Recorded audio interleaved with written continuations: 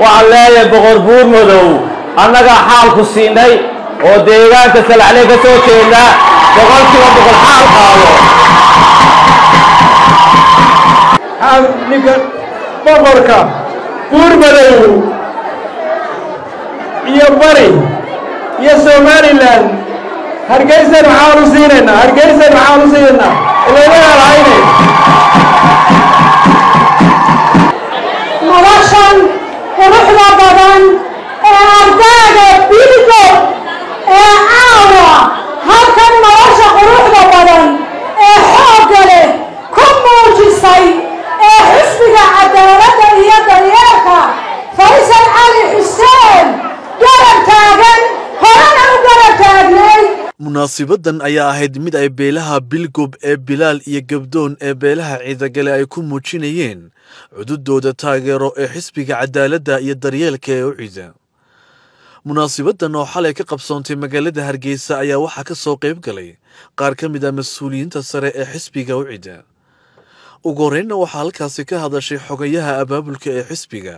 Khadra Xaashi oo munaasabadan soo agaasintay. وروحنا بدن أرداد بيلكو عاوة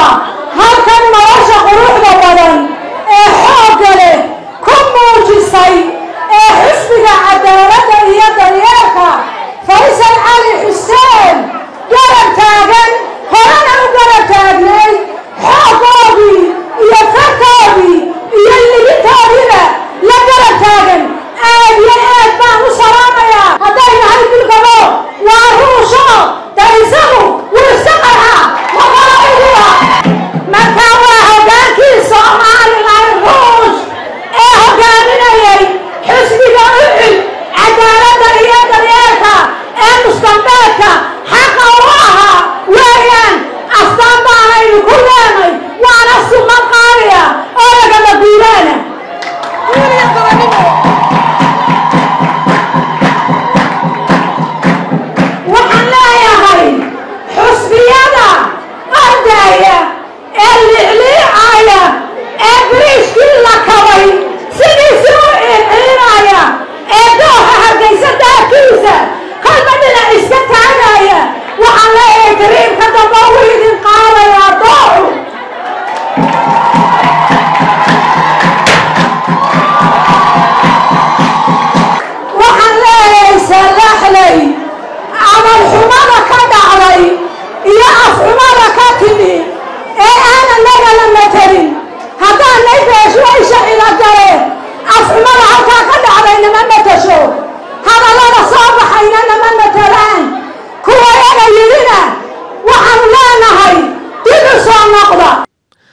waxaa iyaguna halkaasi ka hadlay odayaal waxgarad dhalinyaro iyo haween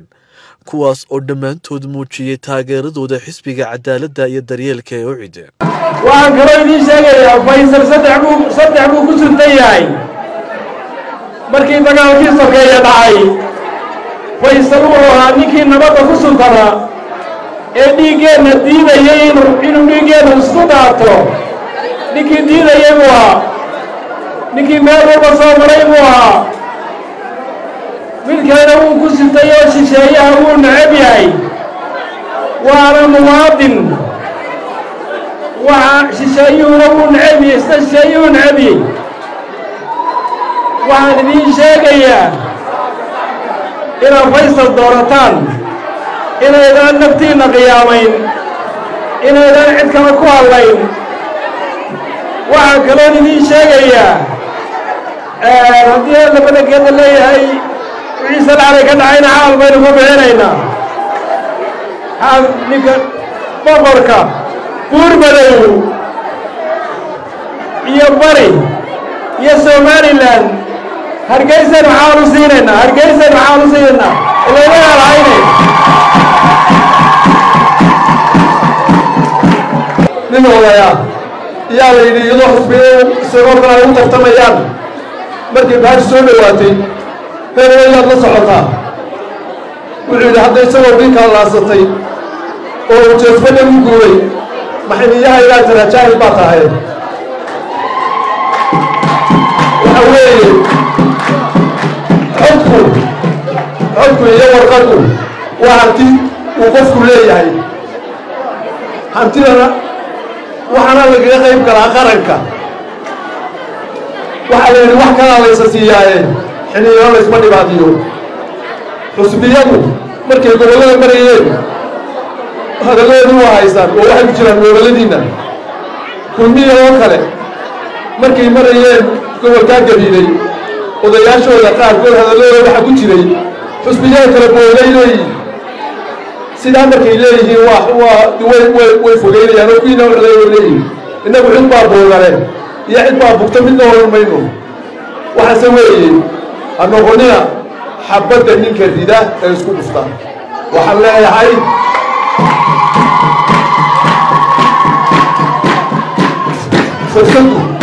fursaddu mar un bay ku soo bartaa waxa weeye waxaynu isku ognahay faysal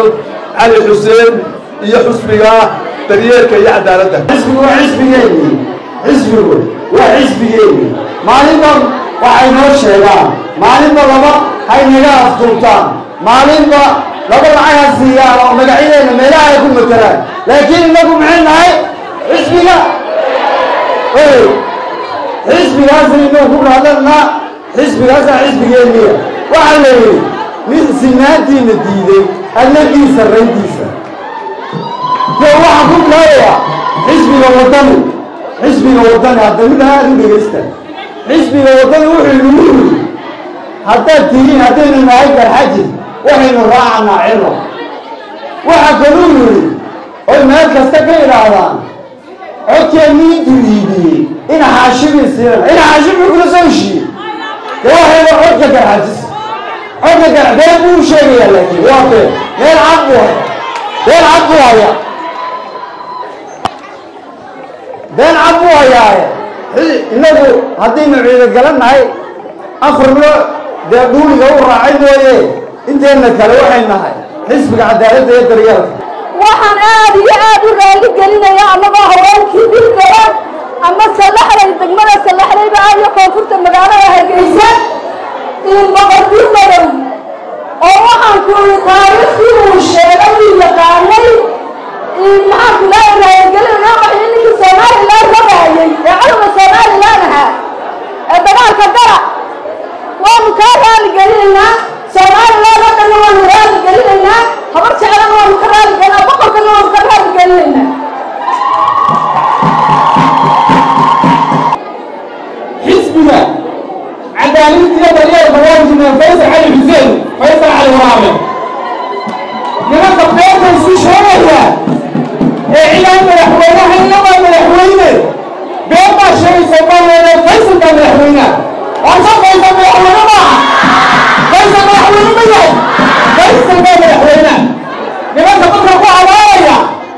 ee haddii aan cabdiraxmaan cimado oran madaxweyne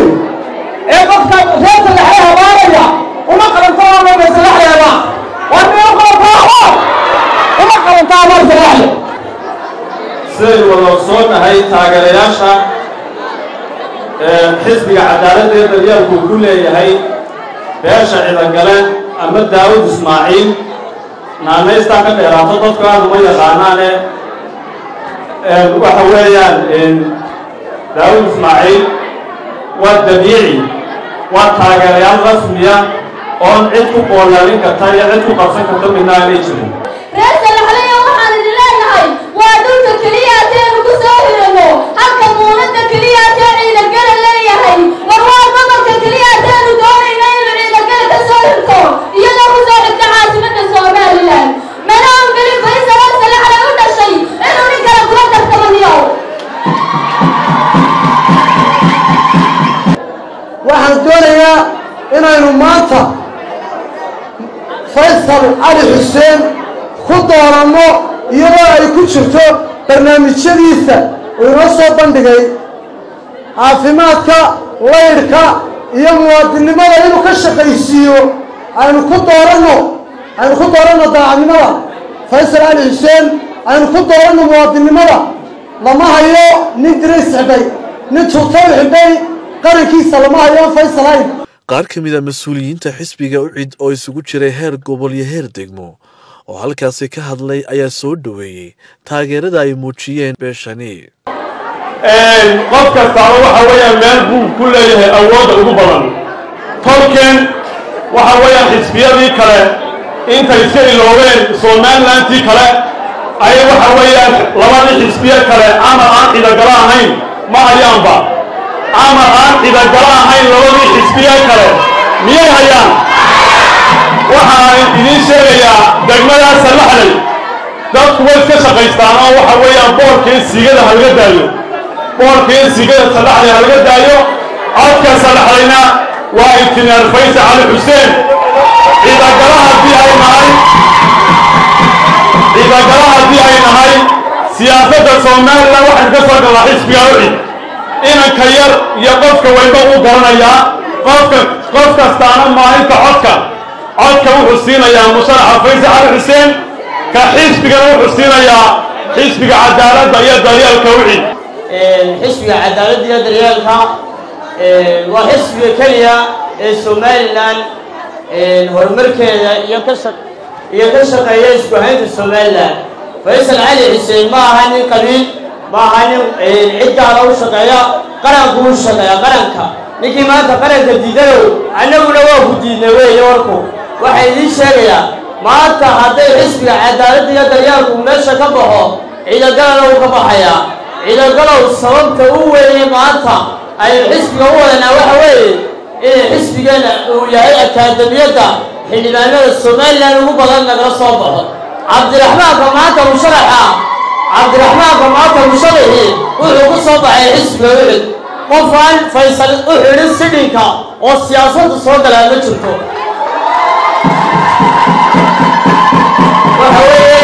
waxa weeye maanta xisbigaa haddaynu sii dayno waynu iswaayeynaa waynu iskaydaynaa meelo dheer iyo meel fog baynu iska daydayn. xisbigaa gacanta lagu hayo waa midha koowaad. midha labaad waxa weeye maalmo dhaweed waxaan arkaynay qolooyin le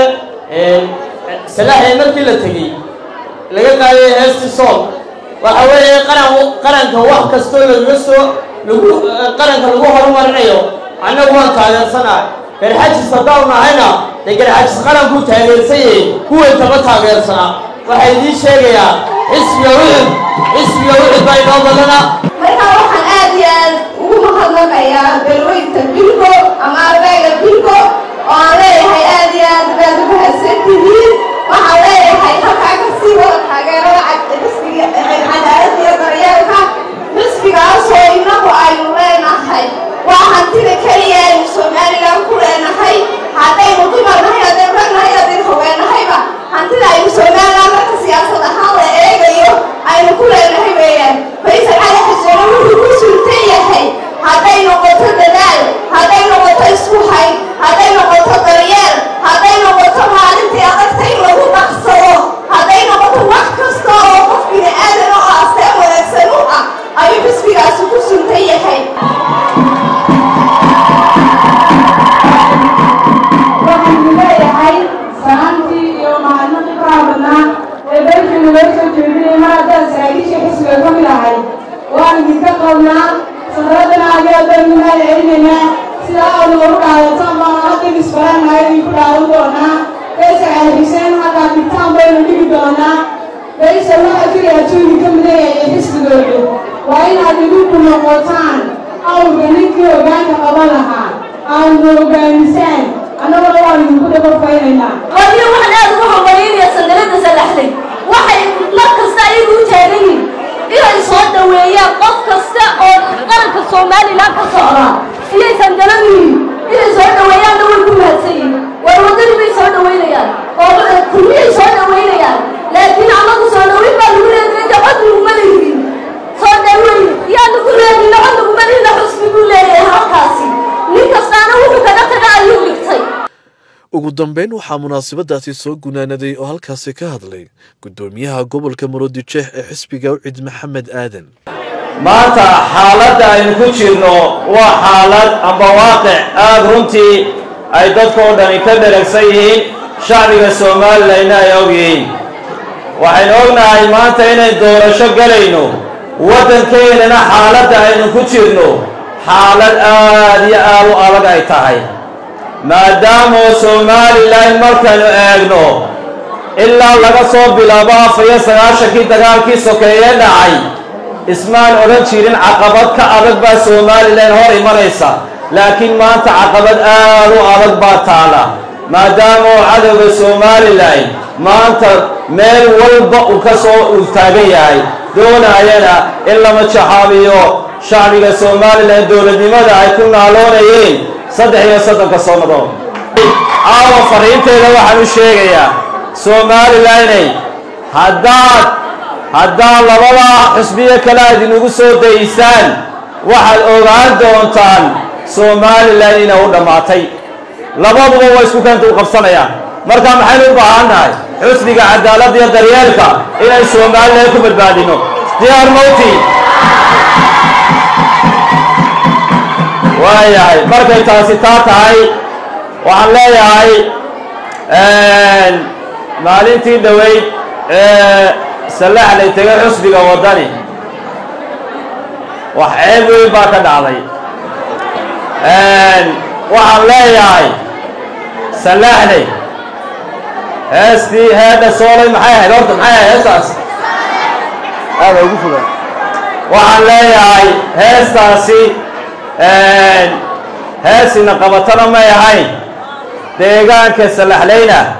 hees qabato may ahayn waxaa weeyaan waxaynu u baahannahay arrinkaa maalintaa dhaweyd meesha ka dhacay horta ninka la yidhaahdo amba boqor buur madow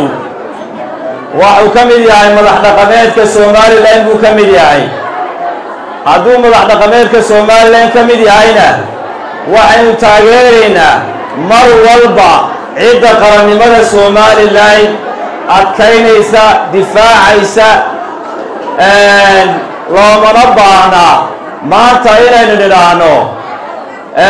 cadowga Somaliland inagoo og meel walba inuu joogo iyo nimankii garaadada ee Somaliland soo weeraray ee gobolka Sool qaxiyey inaynu xaal nidhaahdo waanu ka bixinaynaa taasi mid meesha taala ma ahayn mana qabato meena qabataa ma qabato meesha aniga caawa anigoo weliba madaxdii xisbiga ka tirsan waxaan leeyahay boqor buur madow annaga xaalku siinay oo deegaanka salaxley ka soo jeedna boqolkiiba boqol xaal qaado